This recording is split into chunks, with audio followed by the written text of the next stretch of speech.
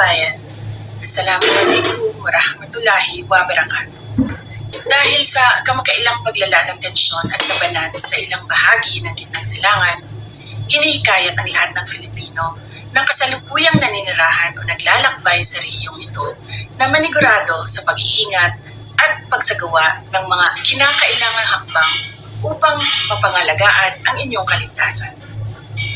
Iwasan ang mga lugar na may nagaganap na operasyong militar o malaking pagtitipon ng publiko. Mahigpit na subaybayan ang mga opisyal na abiso at paalala mula sa mga lokal na otoridad ng bansang inyong kinaroroonan at ng kanilang Ministry of Foreign Affairs. Maging mapagmatya sa mga balita mula sa mapagkakatiwalaang organisasyon ng media.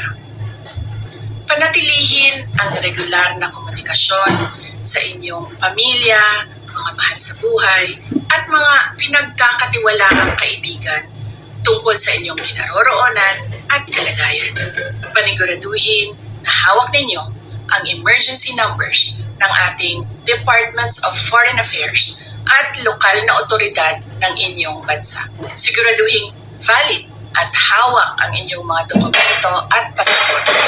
Kung lalo pang lumala ang sitwasyon sa seguridad, maging handa na baguhin ang inyong mga plano anumang oras kung kinakailangan.